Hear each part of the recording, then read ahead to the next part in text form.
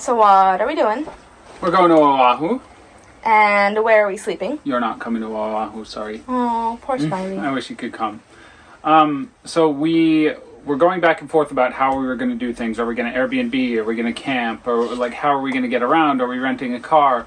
And it turns out that for just a 5 or 6 day trip, it's like $1,000 for the whole time, even for a really cheap Airbnb.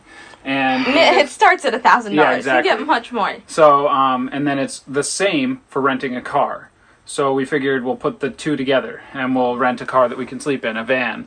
This is an increasingly popular thing to do, to rent a van to sleep in, especially on Oahu where it's really expensive to stay and to rent a car.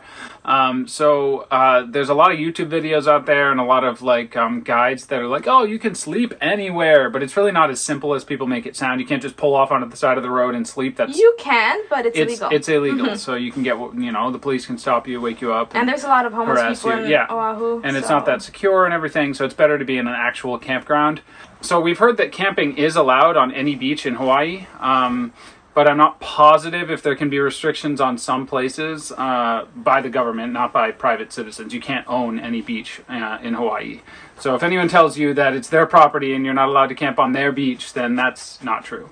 But yeah, so you might want like a more secure place where there's like an actual gate and people can't get in the middle of the night, or at least aren't allowed in the middle of the night.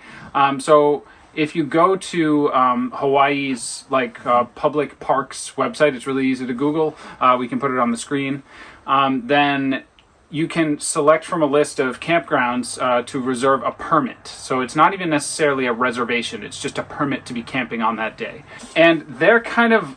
this took me forever to figure out. They're kind of annoying because you have to choose a start date. And you can't do it in advance. So if you're planning your trip weeks, months in advance, even a year in advance, not going to work. It has to be like a week or so. I think it's within 3 weeks of your trip they become available. I waited until now, which is the middle of December, to book our Christmas New Year's trip. And you have to select one of like the beginning of the week. So for us, it's either December 24th or December 29th or something like that, or 31st. I don't remember. But anyway, it's really limited. And you can't just be like, I want to stay a week. It's either 5-night stay or a 3-night stay. You have to choose one or the other. And they're closed on certain days. So you really have to like do a lot of Googling around, find the campsites you want to stay at. There's a few really popular ones. One of the main popular ones that we wanted to go to is actually totally booked right now on the North Shore. So that's kind of why it's important to at least do the research in advance, find out where you want to stay, and then when they open up, go ahead and book them. I'm still not even done booking them yet. I've managed to book 2 days at one place, and I'm trying to figure out where to stay the other times. So, long story short, it's not as easy as people make it sound. Do know where you're going to be staying. Don't just expect to be able to pull off anywhere and sleep. I mean, you can do that if you roll like that, but we don't really want to do that with all of our, recording equipment and all sorts of other things like that. We'd rather be in a slightly more secure place. But yeah, definitely don't take it lightly. Do your research. Figure out where you're allowed to camp. To see us actually out there, seeing how this works in action, subscribe, like, do all that fun stuff. And we'll see you in Oahu. So, our camping on Oahu experience was so-so. It was all right. I mean, the van had everything we needed. There was a bed. It was comfortable. You could lie flat and everything.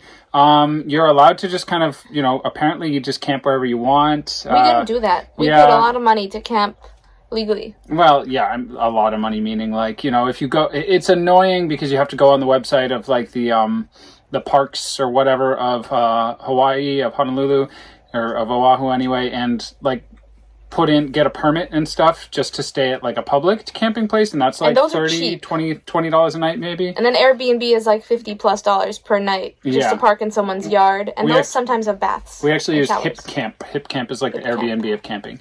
And yeah, so whatever. But some people like to just say that like if you have a fishing rod, just leave it outside and you can park on the side of the road. We didn't do that.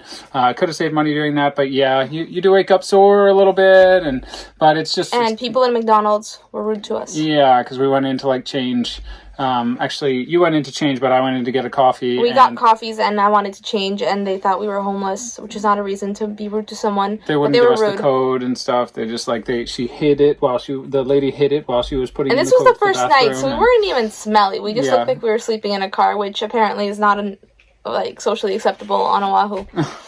But, yeah, overall, I mean, it was fun. It was a good way to save money. We saved like $1,000 not having But the campground didn't actually have a shower like I expected, so it was hard not to shower normally, unless you go to the beach and use a beach shower. But that was my biggest thing with it. I wouldn't really want to do it again, but we saved a lot of money because it was like $200 a night, right?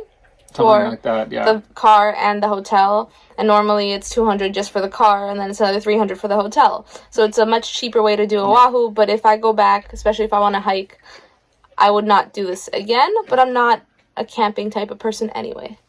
Anyway, well, it might be your style, might not. I thought it was kind of fun. Also, like peeing at night. Not a problem for a man, usually. Problem for me. And yeah, so it was interesting.